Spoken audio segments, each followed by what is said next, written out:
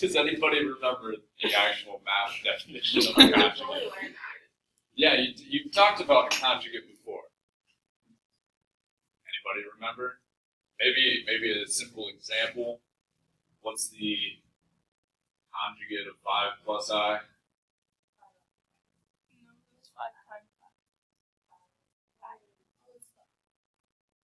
Opposite what? 5 minus I would be the conjugate. Whoa! Oh, yeah, smart. Okay. No, I remember. So, whenever we see something like this, a strategy to try is going to be to take the conjugate of wherever this square root shows up.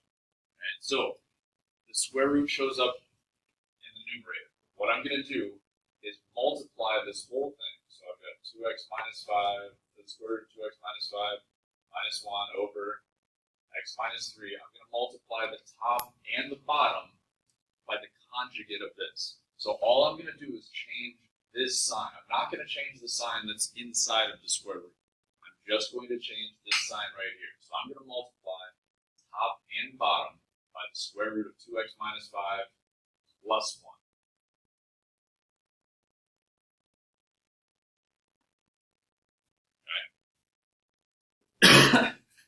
So now, this is some algebra. Right? We have to go through this process of multiplying all this out, figuring out the algebra.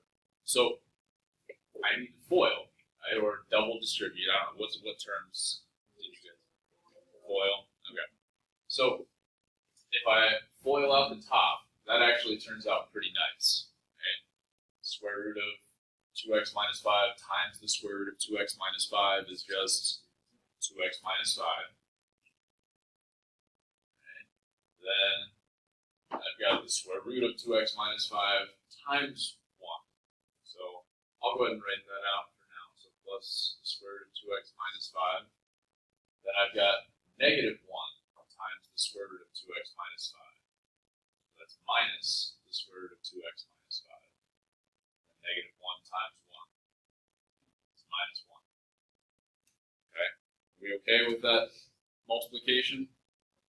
The reason that we do this, the reason that we multiply by the conjugate is because these cancel out, right? That's always going to happen when we're multiplying by the conjugate. That's the whole point of doing this. Okay, so we can see that these terms are going to cancel out. And in the numerator, we're just left with 2x minus 5 minus 1, or 2x minus 6. Right? So I'll go ahead and simplify that and write that out over here. So we still need to do this in the denominator as well. Right? But most of the time, it's going to be easier if we leave the other part factored. Okay? Most of the time. Right? So right now, I'm just going to go ahead and leave that factored. Plus 1. Right? And then transfer that over here. So it's 3 times the square root of 2x minus 5 plus 1. Are we okay so far? So now, we want to hope that something's going to happen. Okay? As of now, if I plug in 3, I'm still going to get 0 over 0. Right? Does anybody recognize anything else that we might be able to do here? Numerator, take out a 2. I'm left with a factor of x minus 3. Then I can cancel these out. Okay. Then I'm just left with 2 over the square root of 2x minus 5 plus 1. I am finally now to a point where I can plug in my value of 3 and get out a numerical answer. Okay. So I'm going to rewrite this over here. So this whole thing is going to be the same as this.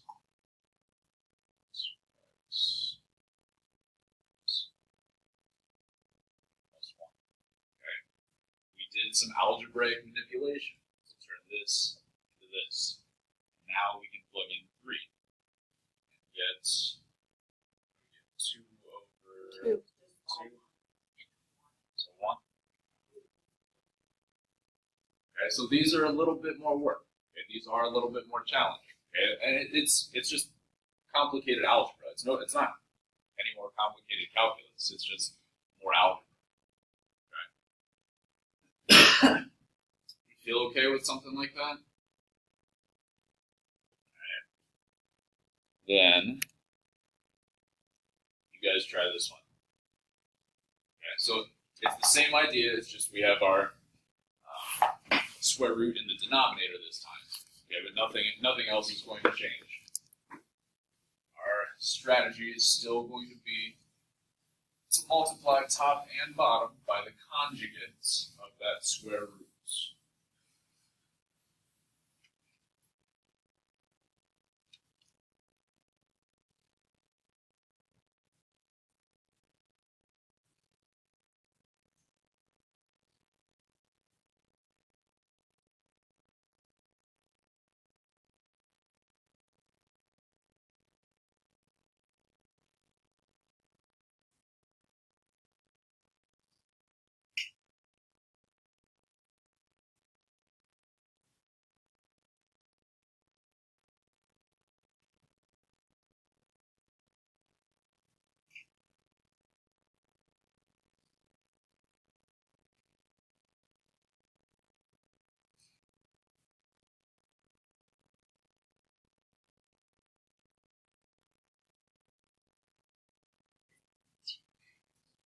Plus.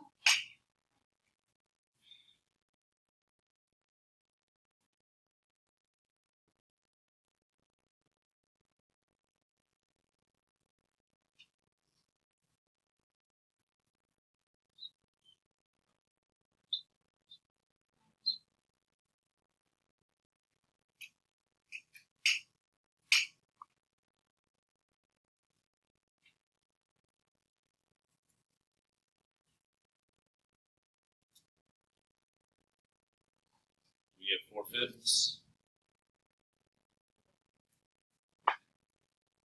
You guys feel all right with this? Okay, I mean it is more complicated algebra.